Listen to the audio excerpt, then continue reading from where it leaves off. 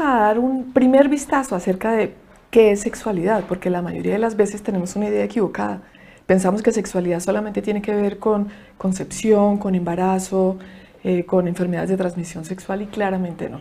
Entonces, una idea inicial sobre qué es la sexualidad implica, primero que todo, es toda la parte biológica, que es lo que la mayoría de las veces entendemos como cuáles son las partes del cuerpo y cómo funcionan, cómo se llaman las partes del cuerpo. Pero tenemos otra parte que es súper importante, que es toda la parte emocional, toda la parte psicoafectiva. Ahí está, por ejemplo, la orientación sexual. Eso se refiere a por quién me siento emocional y sexualmente atraída. Y además hablamos de autoestima, hablamos de identidad de género, es decir, qué tanto me siento yo, si yo nací mujer, qué tanto me siento que estoy en el cuerpo de una mujer. Hay personas que tienen la sensación de que están en el cuerpo equivocado. A eso le llamamos identidad de género. Entonces toda esa parte de la autoestima y la relación con mi cuerpo tiene que ver con esta parte psicoafectiva. Pero tenemos toda una parte que aquí la tenemos como una cuarta parte de la torta, pero realmente es un universo. Y es toda la parte sociocultural. Tiene que ver con todo lo que nos enseñaron en casa, todo lo que a nosotros como padres y madres nos dijeron. La mayoría de las veces no nos han hablado de esto.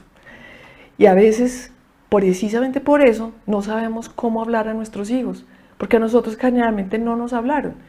Es aquí en esta parte que es cambiante, que es una construcción donde nos aprendemos nosotros qué es lo que se espera de hombre o de mujer, cuáles son los mitos y las creencias más comunes. Por ejemplo, hay un mito que dice la sexualidad masculina es irrefrenable. Eso claramente no es cierto, pero es un mito que se transmite fácilmente a través de los medios de comunicación. Y tenemos la otra parte, que es toda la parte ética y la parte espiritual.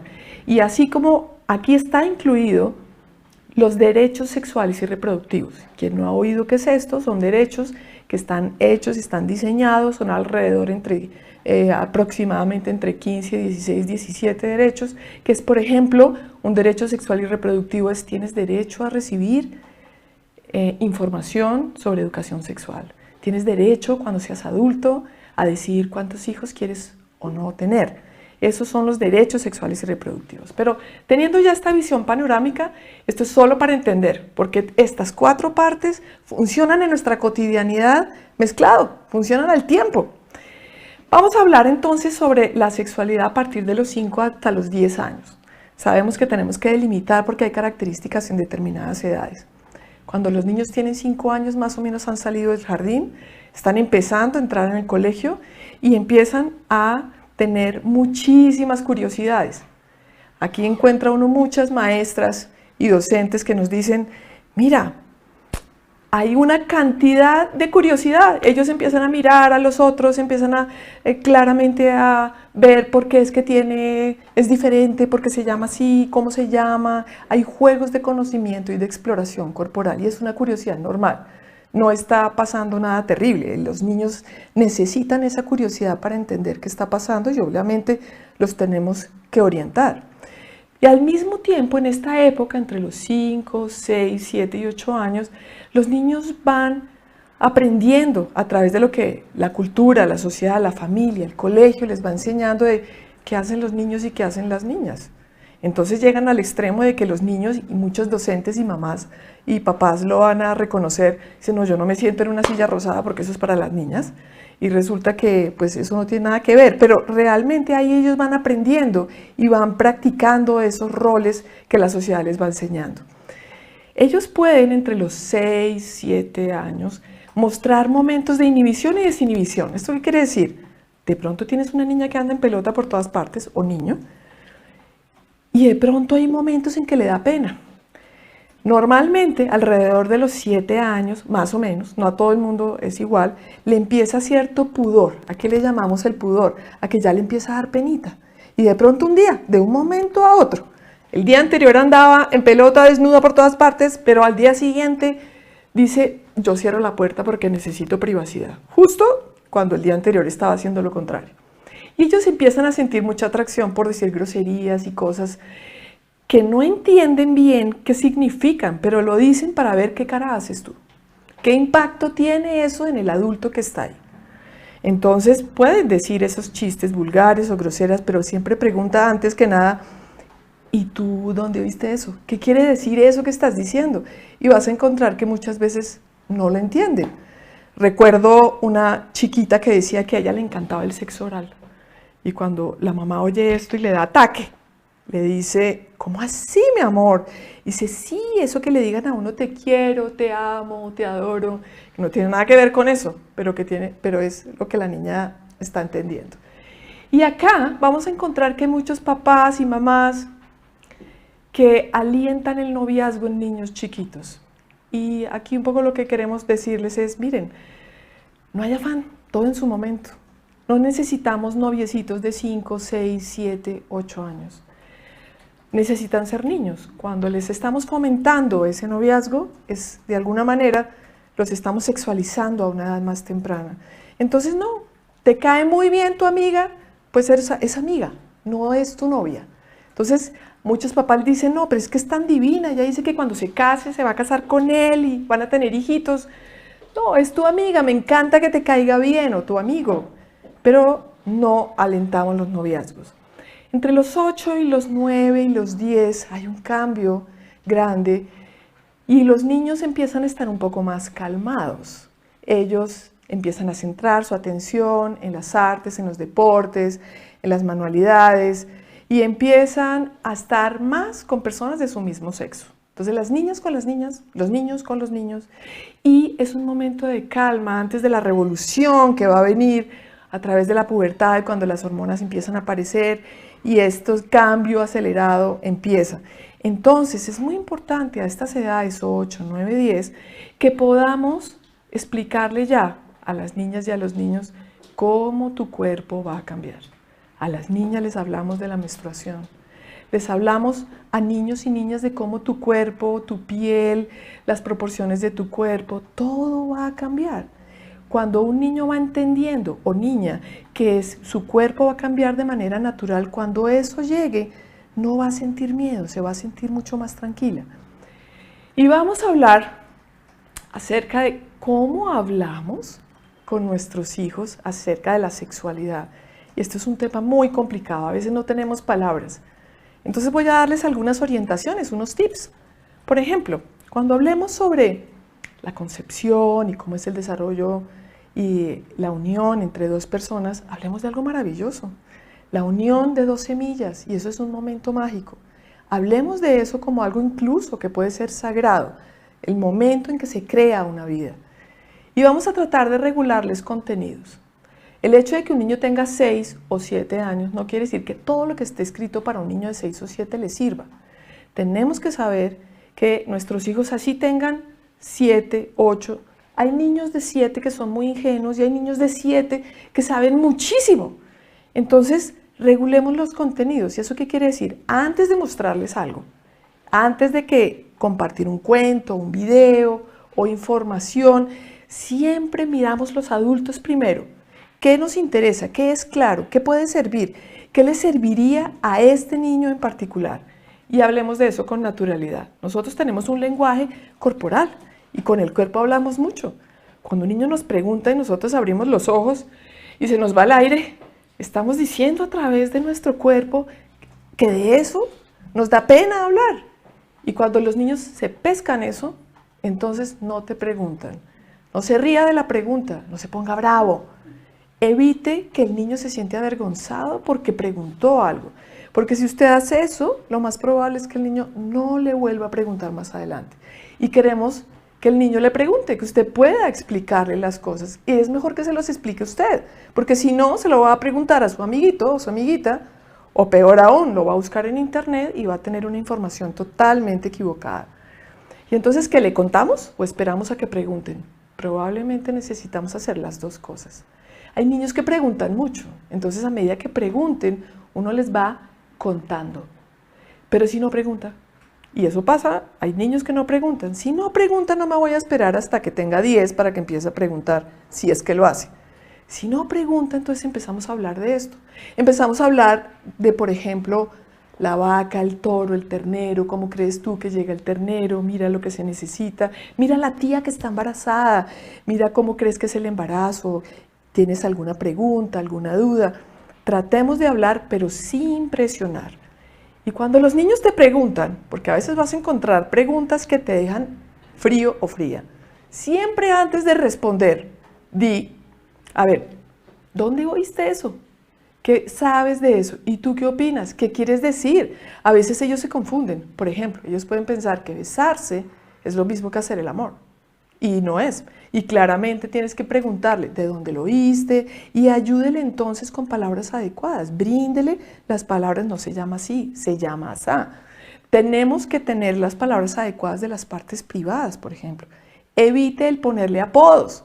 Entonces no estamos hablando de el churumbilo, no, estamos hablando del pene. Y estamos hablando de la vagina o vulva, que realmente es la palabra adecuada. ¿Cómo vamos a hablar?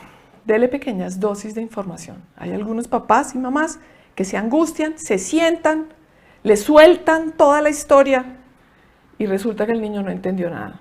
Pero no le va a decir que no entendió nada. Entonces lo que hay que hacer en vez de eso es dele pequeñas dosis de información, conversaciones de 5 o 10 minutos. Además, porque si usted le habla más, se aburren.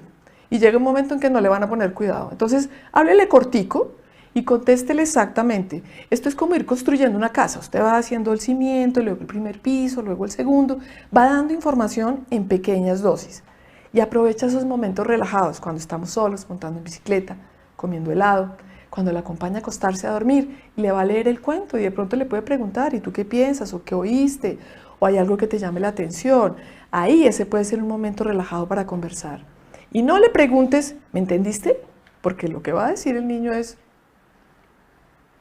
y no entendió nada. Porque muchas veces ellos dicen, responden lo que nosotros los adultos queremos oír. Y ellos lo saben. Entonces, más bien pregúntale, dime que me entendiste, a ver si lo que yo expliqué estuvo bien o estuvo mal. Si no entendió, no lo regañe.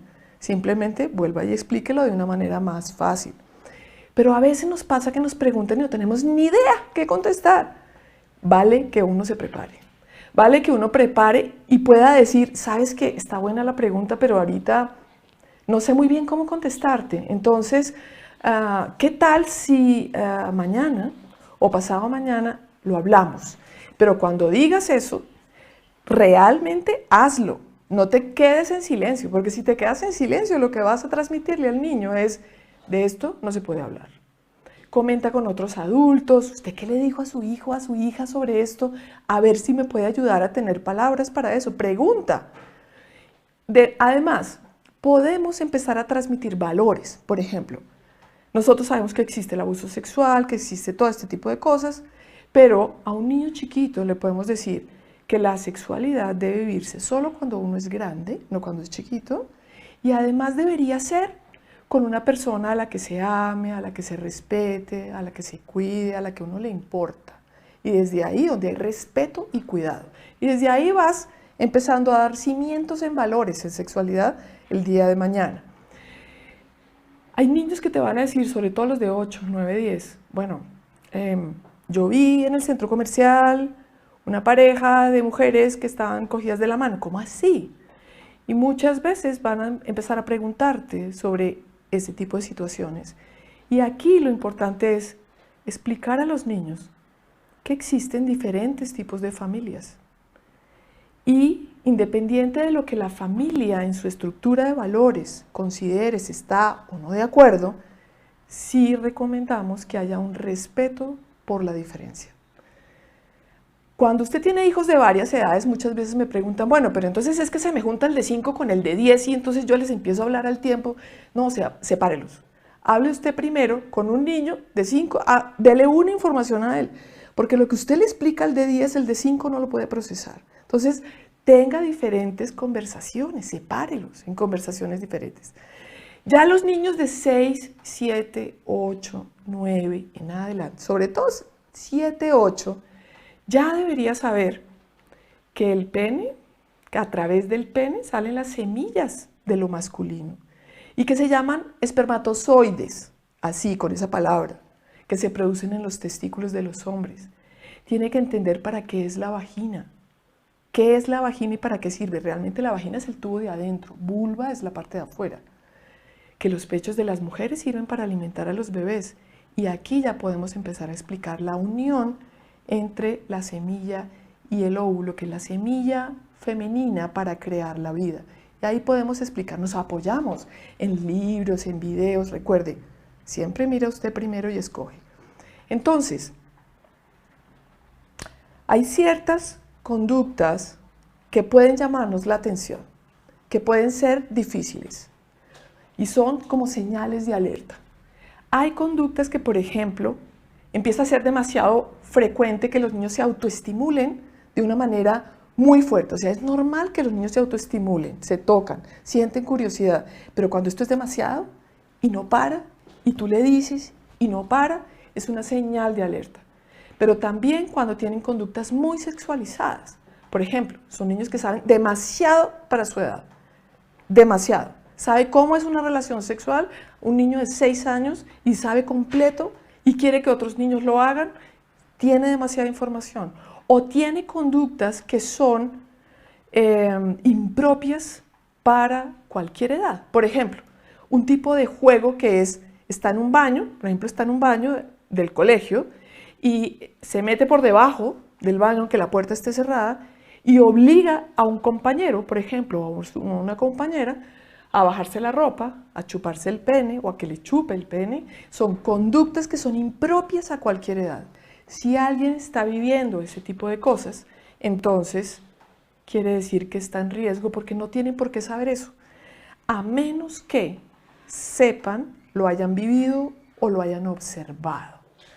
Entonces, tenemos que enseñarles ciertas habilidades de autocuidado a nuestros niños, porque no los podemos tener guardados, tratando de evitarlos de cualquier riesgo. Pues no, tenemos que protegerlos claramente, pero también tenemos que enseñarles ciertas habilidades de autocuidado.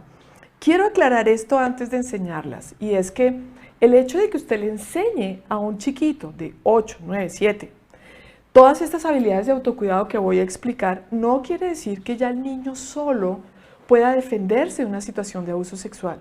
Implica que usted sigue en protección, sigue atento, pero le va dando herramientas para que el niño pueda defenderse.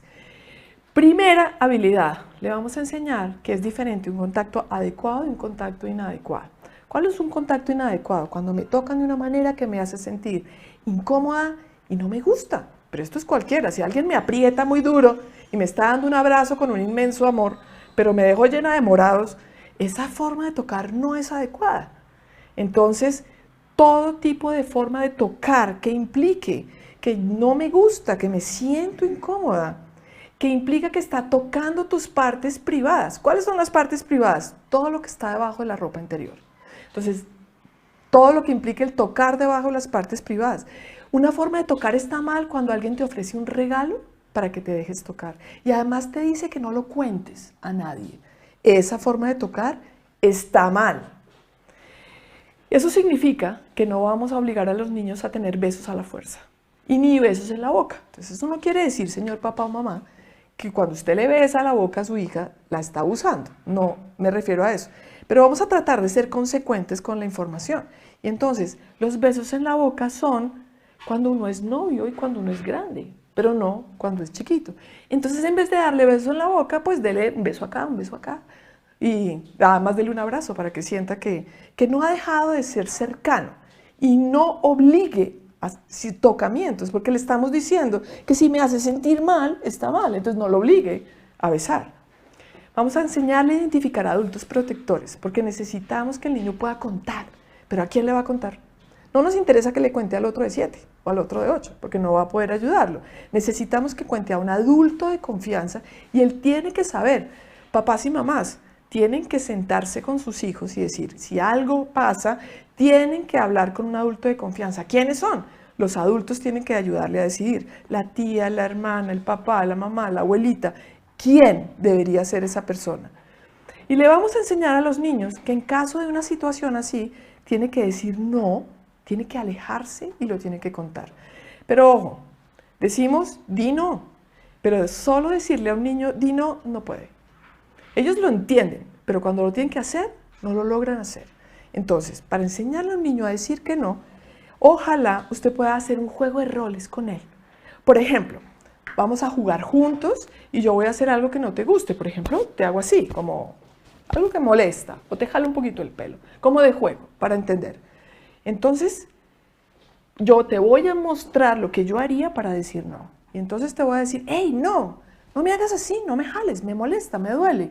Y luego le vas a ayudar a entender que tiene que decirlo mirando a la cara, mirando a los ojos, tiene que decirlo con una voz fuerte, tiene que decir claramente, verbalmente, lo que no quiere que le hagan. Y ponlo a practicar. Un niño que no practica, lo entiende aquí, pero no lo puede hacer. Entonces, ¿qué practica? Ensayemos diferentes situaciones. Cuando lo logremos, el niño va a entender que si estás en una situación así, vas a decir no, fuerte, te vas de ahí, no te vas a quedar convenciendo a nadie de que no te toque.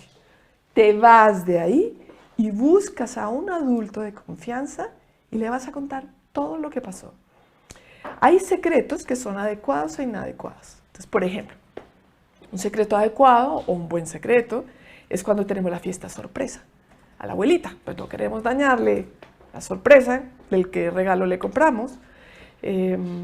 Pero cuando una vez la abuelita reciba el regalo y abra la caja, pues el secreto se acabó. Generalmente los secretos nunca son buena idea. Entonces es un secreto que me hace sentir bien, pero es además un secreto que se acaba, porque ya todos sabemos que era el collar que le regalamos a la abuelita. Entonces un secreto está mal cuando te hace sentir mal, te hace decir mentiras, te hace sentir muy incómodo y entonces, ¿qué tienes que hacer? Tienes que contar ese secreto. Los secretos inadecuados o los secretos malos se cuentan. ¿Pero a quién se cuentan? A los adultos protectores que ya habíamos decidido quiénes eran, no a cualquier persona. Todos tenemos un espacio personal. Es como un espacio físico que tenemos que hace que nos sintamos cómodos. Si alguien se me acerca mucho acá, yo puedo sentir que inunda mi espacio personal. Entonces, los niños también tienen un espacio personal. Tenemos un espacio que nos hace sentir cómodos, pero si algo se acerca demasiado, alguien me habla muy cerca, yo puedo sentir que está demasiado cerca y puedo decir, hey, no, córrete un poquito para allá. Tengo derecho a tener mi espacio personal. Entonces, si un niño, tú le empiezas a hacer cosquillas y caricias y el niño se siente incómodo y tú lo ves, no lo obligues. Respétale ese espacio personal. Si no le gusta, pues no le gusta. Vamos a identificar situaciones de riesgo y planes de seguridad. Entonces vamos, sobre todo con los niños de 6, 7, 8, pongámosle situaciones. Entonces, por ejemplo, ¿qué harías tú si pasara tal cosa? Pero no todo sexual, porque si no, ellos dicen no. Esto también cuando uno habla demasiado de eso, ellos no quieren hablar de eso. Entonces póngalo en situaciones de seguridad. Por ejemplo, estamos en un centro comercial y de pronto íbamos de la mano y no me viste y entonces, ¿qué harías? No me encontraste, ¿tú qué harías? Y entonces que ponga diferentes situaciones y vamos ayudándole a encontrar las respuestas correctas. Y cuando ya los niños tienen 6 o 7 años, ya podemos hablar de que un agresor sexual tiene tácticas de manipulación. ¿Cuáles son las tácticas de manipulación que vemos todo el tiempo? El agresor o agresora es una buena persona que a través del videojuego, de decirte a través de chantajes o de acercarse por las buenas, empieza a manipular para que te dejes tocar y empieza a acceder a situaciones sexuales. Entonces, hay maneras en que no todos los adultos que te hacen eso, no todos son buenos. Hay gente que no es buena y hace chantajes, hace sobornos, te amenaza.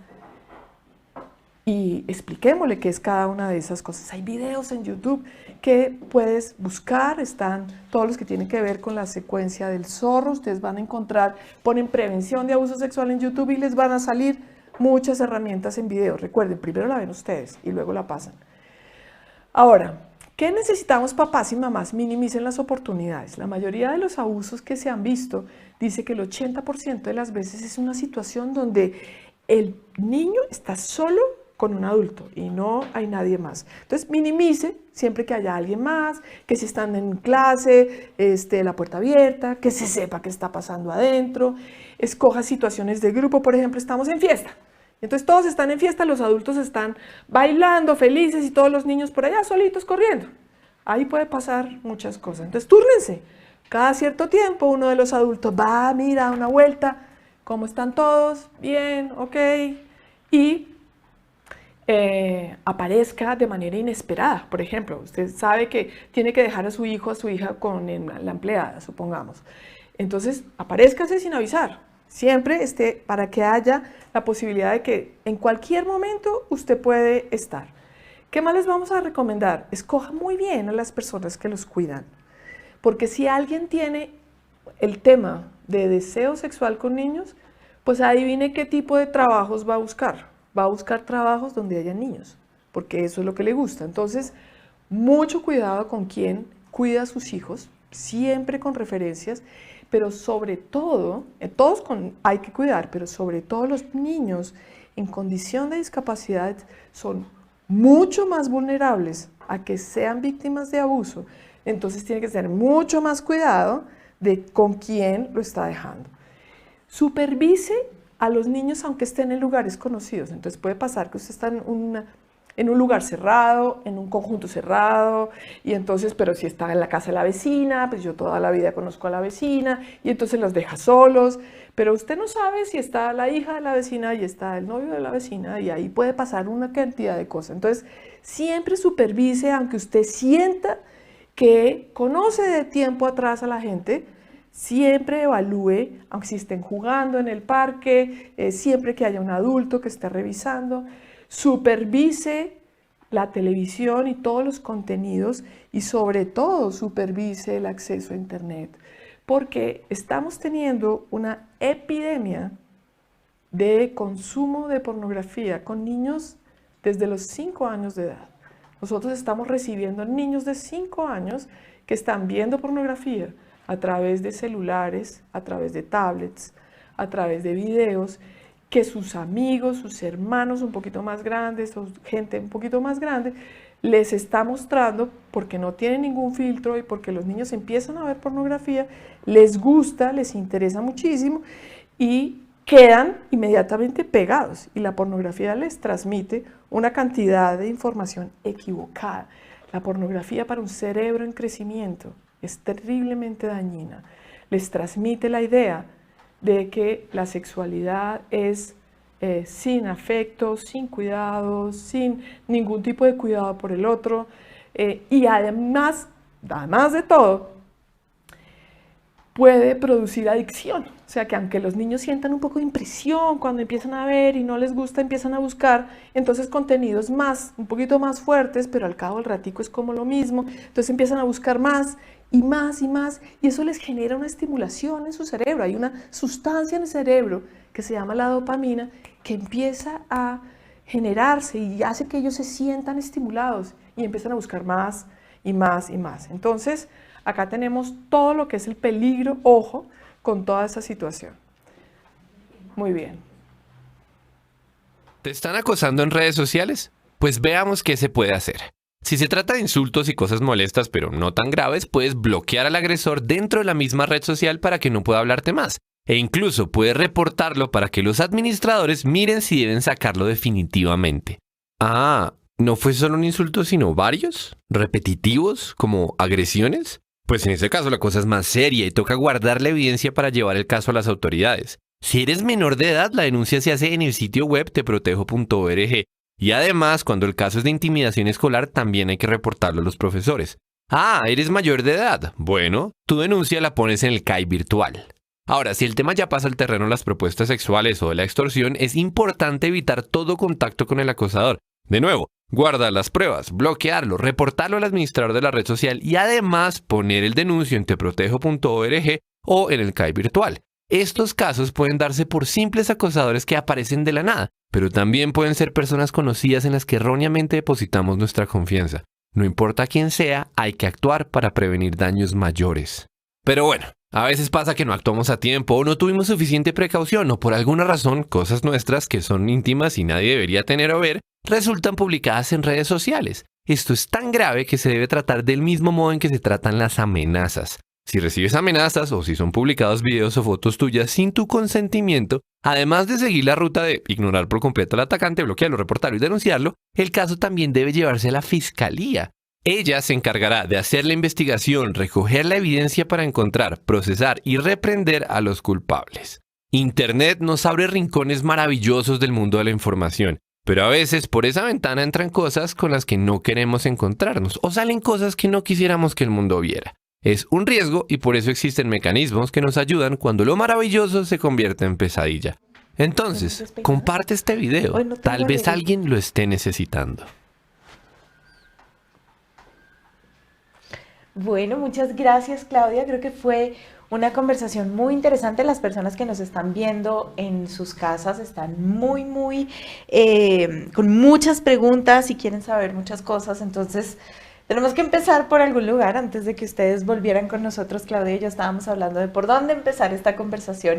Y hay muchos lugares para empezarla. Entonces, voy a empezarla con una un poco más general sobre la cátedra de educación sexual en el colegio, que es un tema que a los papás les preocupa. ¿Cómo manejar esa relación entre familia y escuela hablando del tema de sexualidad? ¿Tú nos puedes dar algunas ideas sobre eso? Bien, voy a dar algunas ideas. Es importante, por ejemplo, que en todos los niveles haya una información sobre educación sexual, pero ojo, no hay que confundir. A veces uno piensa, bueno, pues que le voy a dar educación sexual a un niño de 5, entonces le voy a hablar de métodos de anticonceptivos, ese tipo, no, nada que ver. Entonces aquí hay que tener la información de acuerdo al proceso de edad que tiene. Entonces, por ejemplo, a un niño de 4 o de 5, educación sexual es cómo se llaman las partes del cuerpo, para qué sirven, cómo se usan.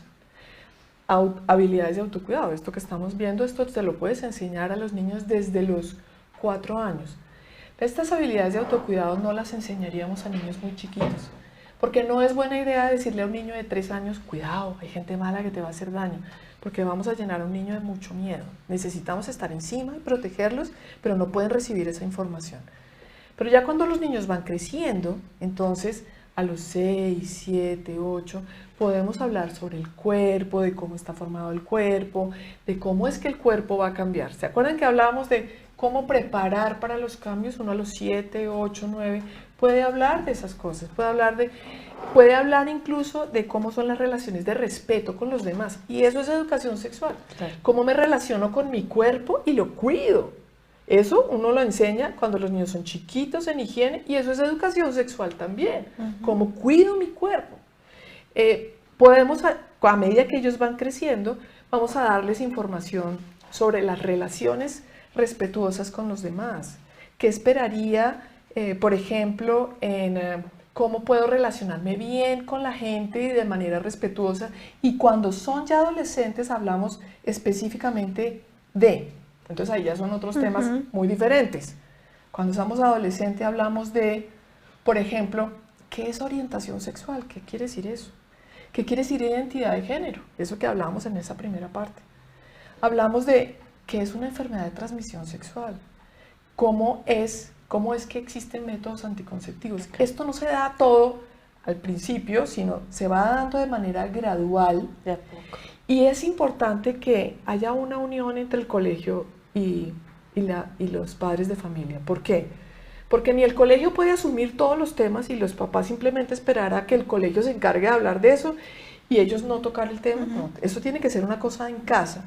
Y además porque los colegios también quieren ser cuidadosos en qué información pueden dar que sus familias también puedan apoyar en casa. Entonces esos programas de educación deberían ser dando los programas de afectividad, pero al mismo tiempo capacitando a los papás, porque la mayoría de los papás, como dije al principio, no sabemos nada. Aprendimos a los totazos, como decimos, aprendimos equivocándonos, y entonces necesitamos formarnos en eso para hacer un trabajo en equipo. Esto es una responsabilidad compartida. Que es el tema que nosotros siempre mencionamos de la importancia de tener nuestras alianzas familia-escuela. Bueno, sigo con las preguntas porque siguen llegando y siguen llegando. Tienes muchas inquietudes de las personas que te están viendo. Y sabemos que en media hora no las vamos a cubrir todas. No las vamos a cubrir todas, pero voy a intentar hacer mi mejor esfuerzo para ayudarte a resumirlas. Hay muchas preguntas que estoy viendo, Claudia, que tienen que ver con la interacción con los papás. Entonces nos preguntan, por ejemplo, ¿hasta qué edad se pueden bañar con los papás? ¿Hasta qué edad pueden dormir con los papás? Si los papás hombres, por ejemplo, pueden bañarse con las niñas. ¿Cómo manejar esa interacción, digamos, con papás en casa, que implique, por ejemplo, verse desnudos o cosas de ese estilo? Ok, bien. Cuando uno es chiquitico, la desnudez en casa no pasa nada. O sea, es como parte de todo, pero a medida que los niños van creciendo, sí es importante empezar a hablar de privado y público. Entonces vamos a empezar hablando de esos temas. Y eso significa que si yo